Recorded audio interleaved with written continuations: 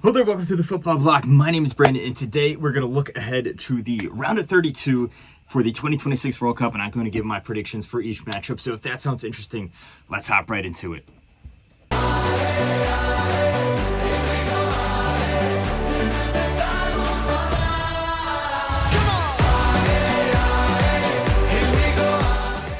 So the 2026 World Cup round of 32 is finally here. The group stage has officially concluded. We have the first round of the knockout rounds on deck here. This is the first time in World Cup history that we have a round of 32. Obviously, now that we have the expanded 48-team format. So we're going to look at each of these matchups here. I'm going to give a very brief overview because we got a lot to talk about here. And I'm going to talk about each team's journey up to this point, how they line up against each other, and then most importantly, a match prediction. So if that sounds interesting, let's hop right into it. And we already had one game that actually concluded already, and that is Canada going up against South Africa. I wanted to have this video done before this game, but obviously this World Cup moves very fast. So we are here at the time of recording this video. The game has just concluded. Canada defeated South Africa 1-0, and they move on to the round of 16. My prediction, I did have a prediction before this match. I knew that Canada was going to win, but I said 2-1. Overall, I was pretty accurate. It was a pretty even game overall. Canada is just slightly, I think, with a more star talent, with a little bit more talent in that squad. It was just enough for them to advance to the round of 16. The next game we're going to look at, we have Brazil versus Japan. We have an insane matchup here in this game. It's Brazil, 5-time World Cup winners, obviously. They've had an up and down tournament. They started off really poor against Morocco, but they had two good games against Haiti and Scotland. But at the same time, it's like, it's Haiti and Scotland, not two world beaters or anything like that. Japan has had a very good campaign thus far. They tied the Netherlands. They played really good in that game. They blew away Tunisia, and then they tied Sweden in a game that I think Sweden were a little lucky not to come away with a loss there. A lot of people have Japan actually upsetting Brazil, but also at the same time, Brazil is Brazil. It's hard to see past them. I think this game is going to be super close. I think that if you look at these two teams, how they line up together, one of the things that Brazil is essential to their playing style is this aggressive press. The pressure that they put their opponent under, they force them into mistakes. That's how they grab most of their goals. That's what we saw against Haiti. That's what we saw against Scotland. And we didn't see that against Morocco because Morocco had a technical enough midfield to play through the press.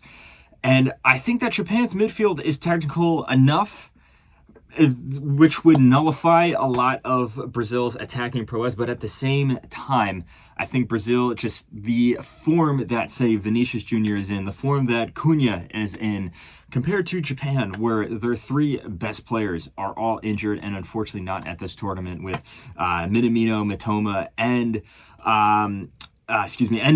Endo, almost forgot that one there. All three of those guys, unfortunately, are missing this tournament. So just because Brazil has the superior star talent and they have the leaders in the locker room there, whereas Japan, as good as they have been, lack those central figures, I do think Brazil is going to come out on top, and I'm saying 3-2. That was a huge matchup. Spent a little bit more time on that one. These other ones, I got to move through them quickly just because, I gotta have enough time to edit this video and make it out before the other knockout round games start. Next up, we have Germany versus Paraguay.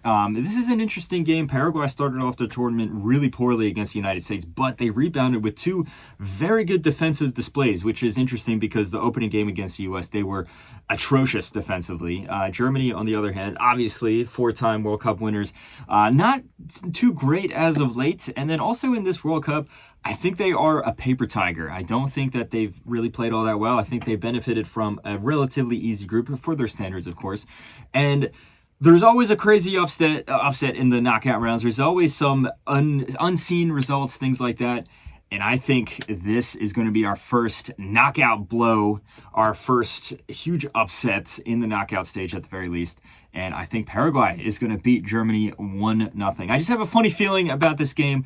Paraguay defensively have been in really good momentum over the past 2 games, and Germany look a little shaky, not going to lie, and they also just lost to Ecuador in their last game, another South American opposition. So I'm siding with Paraguay here. I know it's a bold take, but I'm siding with those guys there. Then we have Netherlands against Morocco, another insane matchup, and it is such a shame that one of these teams is going to be going home after the round of 32. Both of these teams I thought have been playing fantastically at this World Cup. Both different styles of play. The Netherlands have been much more attack heavy. They've scored a lot of goals. They played some dynamic, expansive football, versus Morocco has been very solid, very strong defensively, very modest in the way that they approach their games. So it's a shame that one of these teams is going to go out. It's going to go down to the wire, especially just if you look at the large Moroccan population in the Netherlands. A lot of these Moroccan players were born in the Netherlands, or they play their football in the Eredivisie. So it's going to be very interesting to see this matchup here. It's going to get a little feisty, in my opinion. And I think we're going to have another upset here.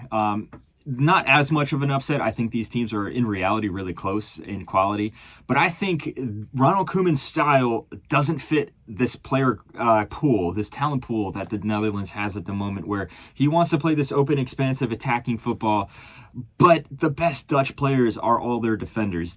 I feel like a defensive style would suit this team a lot better, and we've seen some clashes with that this World Cup thus far. Versus Morocco, they have a very clear identity. They know what they're going to go for. I am siding with Morocco in this game. I'm going to say 1-0 to Morocco there, but this game could really go either way.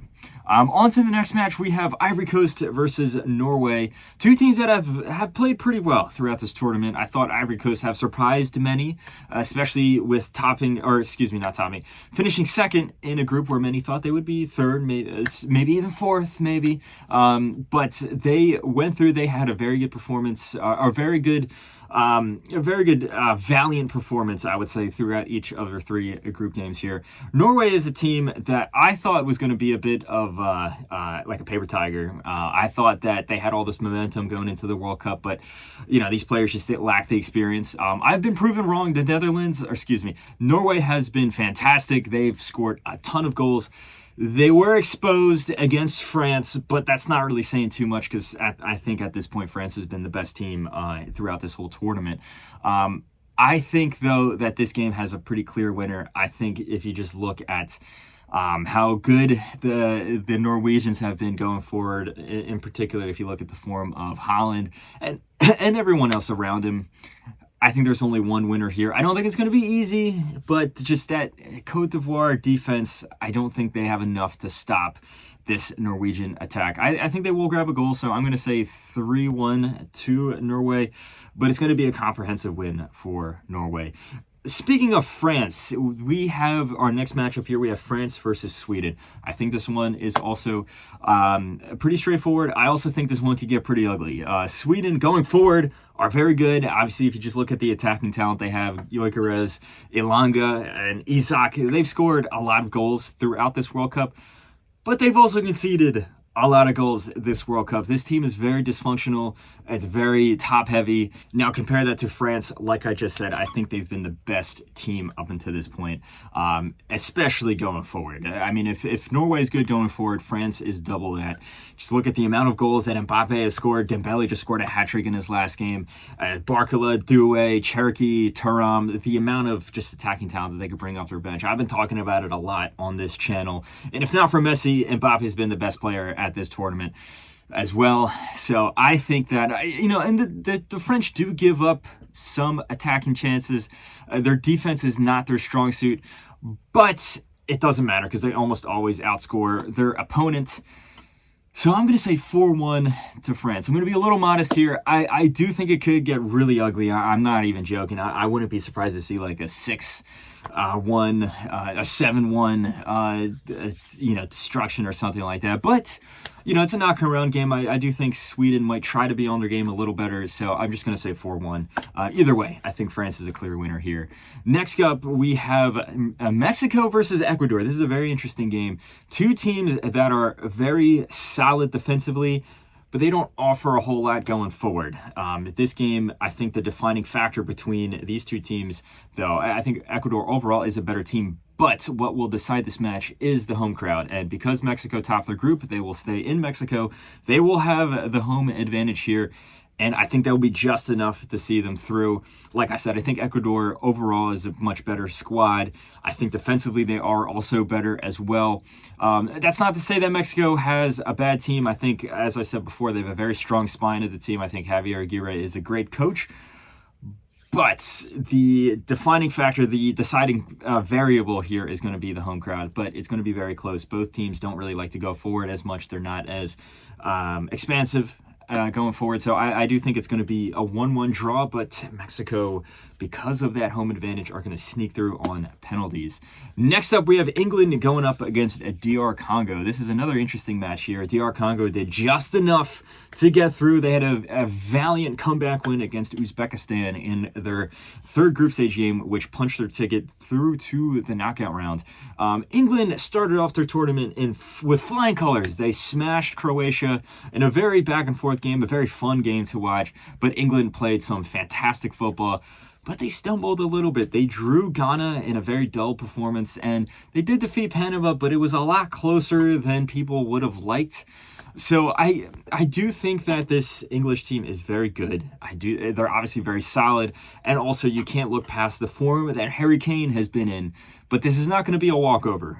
DR Congo has shown how strong of a team they are, both in this World Cup and in qualification for this World Cup, and also in the last AFCON as well. But England is, I think, just on paper, a much better team. So, and I think, if you just look at the clutch nature of Harry Kane, how great he's been this season, both for England in this World Cup, obviously, but insanely good for Bayern Munich from what we've seen in his club season. I do think that would be just enough to see England overcome DR Congo. So I'm going to say 1-0 to England there. Next up, we're going on to the next game. We have a very interesting matchup. We have Belgium versus Senegal, a game which could be pretty close, and I think it will be very close. Two teams that have kind of stumbled their way through to the knockout rounds. Belgium did top their group, but just on the last day. They had two very poor performances in their opening game against both Egypt and Iran, but then they ended up smashing New Zealand, and on points with the goal difference and stuff, it was just enough to go through. Senegal lost their first two games. They got beat by France, and then they got beat by Norway, but then they smashed Iraq to have a good enough goal difference to sneak through to the knockout round. And Senegal have some issues. They've had some issues in the locker room. There's been some just behind the scenes interior disagreements. Some of the players haven't received their payments. There's been some disagreements with the coach and the Senegalese FA. But it looks like that hasn't affected, or it looks like they've kind of rallied around the team overall. And I think that the momentum that they have from such a smashing victory against Iraq is going to be just enough to see them defeat Belgium here. Obviously, Belgium, on paper, good team. It's not the golden generation that we've seen before, but I'm still not sold on them. I mean, I think, yes, they played great against New Zealand, but you can't forget how poor they were against Egypt and Iran versus, Senegal. They came up against two teams in flying momentum. It's not out of the realm of possibility to see them lose those two games, but they did just enough to get through. And I think now the momentum's on their side. I think they'll squeak by. I think it's going to be a 2-1 victory. Next up, we have the United States, the host nation, and my country here going up against Bosnia. And I don't want to, be too arrogant. I don't want to jinx it, but I do think this is a very good matchup for the United States. I think the United States is clearly a better team than Bosnia here. USA's played some fantastic football throughout this tournament, smashing victory against Paraguay in the opening game, and then a very comprehensive victory against Australia in the second group stage game there.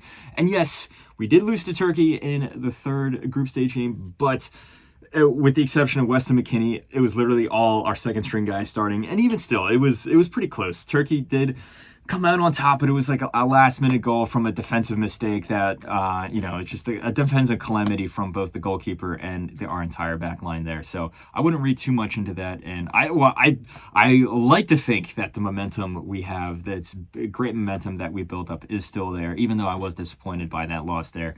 Bosnia has been solid, but nothing special. I mean, they They pretty good to get a draw against Canada in that opening match there. They kind of fell apart against Switzerland, and they did defeat Qatar, but it was a lot closer at times than I would have liked to see. So I do think it's going to be tough for the United States at times, but overall, we're a much more talented team, and also just the momentum that we have, I think, will carry us through. I'm saying 2-0 to the United States. It's not going to be a super easy game, but the U.S. is the better team.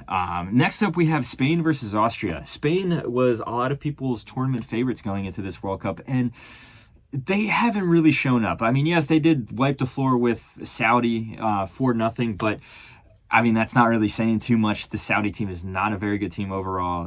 They were stifled against Cape Verde. They were also stifled against Uruguay as well. They only won that game after a shock goalkeeping error from Fernando Muslera. Austria, though, on the other hand, are not necessarily the best opponent. I think they've been good at times. They got really lucky against Jordan. They had a respectable showing against Argentina, but still Argentina beat them down at the end of the day. And then they had a crazy draw against Algeria there, which I don't know. I mean, I did have some expectations for Austria going into this tournament. I thought that the system that Ralf Rangnick had carrying in from the last Euros could be something to watch out for, but it really hasn't materialized. And even though Spain have been somewhat disappointing, I'm still sticking with Spain. I think it's going to be 2-0. A pretty comfortable victory for them. Next up, we have a huge matchup. We have Portugal going up against Croatia. Two teams that are very talented, two teams that have done well in recent tournaments, but they haven't fully played to their potential, I would say. Portugal is some people's tournament favorites. I would say just on paper, they have one of the most talented squads in the world. They have the best midfield in the world on paper. We haven't really seen that all come together. In fact, I would say the midfield and the attack, there's just been, no connect there, no cohesion. And I think a big part of that is their manager, Roberto Martinez. I've been saying this for a long time. I don't really have a lot of faith in Roberto Martinez. And I haven't really seen anything to disprove that in this tournament thus far. Croatia are always a team that's tough to play. They're always a team that punch above their weight. They haven't been as strong as the last two World Cups, I will say. I mean, they played good against England, but England still beat them down, and then they did just enough to defeat both Panama and Ghana. But those are two games that are probably a lot closer than Croatia's fans would have liked to see. But that being said, Croatia know how to make games tough, especially for the opposition that is more expected to win, especially when Croatia is the underdog, when they have the siege mentality. I mean, they have the experience going all the way back almost a decade at this point. It's a lot of the same players. It's the same manager as well. And if you just look at how strong they've been at the 2018 World Cup and at the 2022 World Cup, I think this game could really go either way. I'm going to side with Portugal, just because I think this game's going to come down to penalties, and I think Diogo Costa is a phenomenal penalty goalkeeper. I think it's going to be 0-0. I think it's going to be a pretty boring game, I'm not going to lie. Despite all the attacking talent that Portugal have, like I said, there's just no cohesion between this talented midfield and this talented attack. So I think it's going to be 0-0. Two goose eggs on the score sheet, but Portugal's going to just slide through on penalties there. Next up, we have Algeria going up against Switzerland.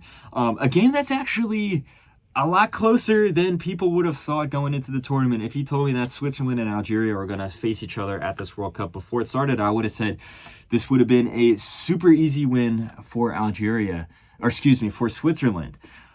But if you just look at how they played, Switzerland has been okay. They've done just enough versus Algeria. Started off terribly, but then have, I think, grown into this tournament. Overall, I would say, Switzerland's a more talented team, but not by that much. It's still pretty close. But I think that overall, they're just a much more cohesive squad. I think they have a much more clear identity of how they're playing, what they're looking for there. I'm going to side with Switzerland here. I think it's going to be 2-1 after extra time. Next up, we have Australia versus Egypt. This is another game that might fly under the radar because there are some, more high-profile matchups here. But this game should be a cracker here. This should be a really good game, should be an exciting one on the cards here. A banger, as they say. I think that I'm going to side with Egypt in this one. I just think that they've shown more. I would say they've shown they can overcome adversity a little bit more than Australia has. But it's going to be very, very close. Australia had a fantastic performance against Turkey in the opening game there. They did lose pretty comfortably, or I think it was a comfortable win for the United States against Australia. But then Australia was very solid against Paraguay. Egypt, great performance against Belgium in the opening game, but they just couldn't see out the win there. I think they made some silly mistakes in the second half. And then they almost lost or they went down against New Zealand, but they had a fantastic comeback performance.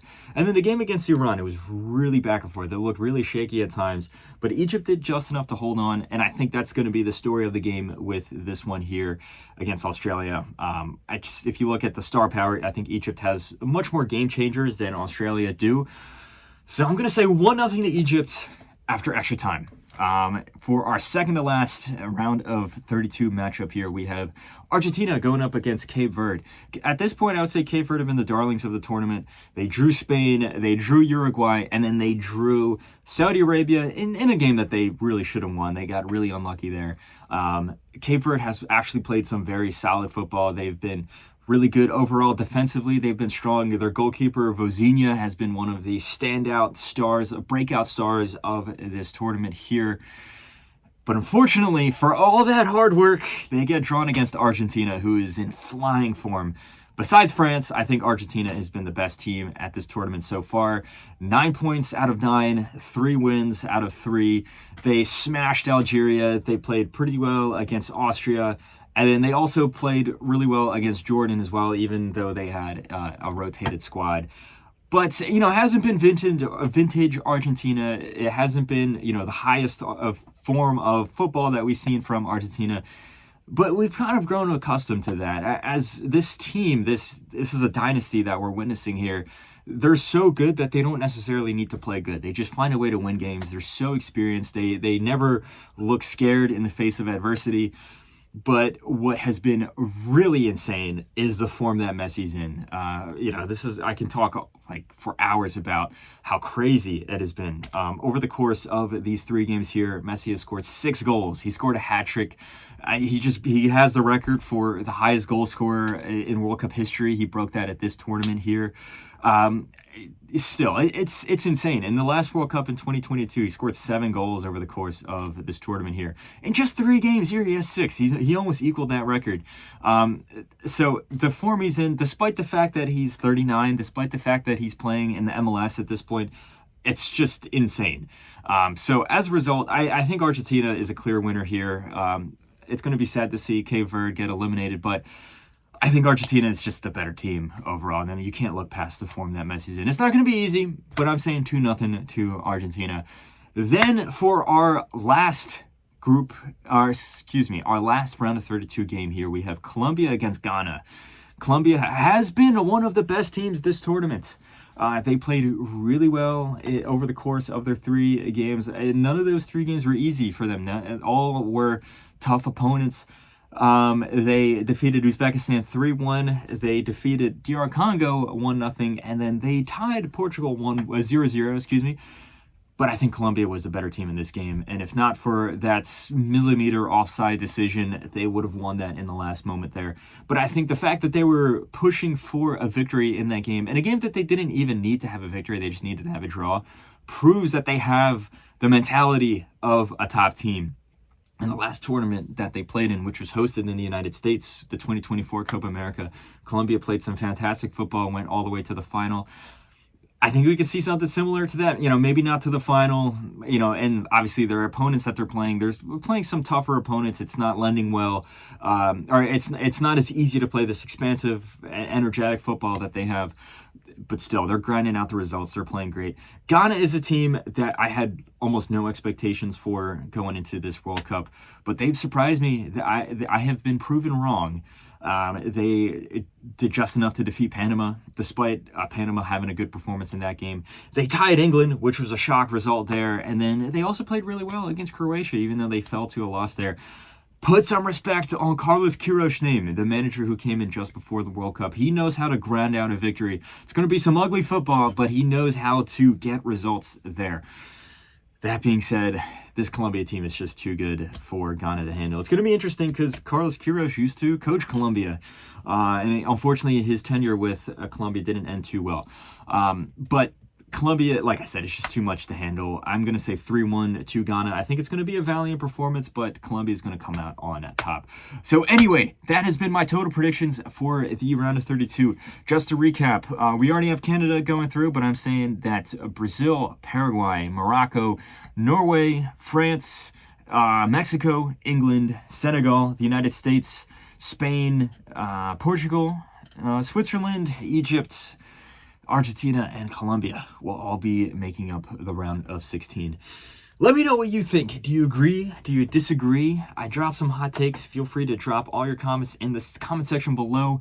Feel free to follow the Football Bloc on social media, like and subscribe. Keep an eye out for my live streams as well, and also keep an eye out for the YouTube shorts. I've been uploading a lot of YouTube shorts as well.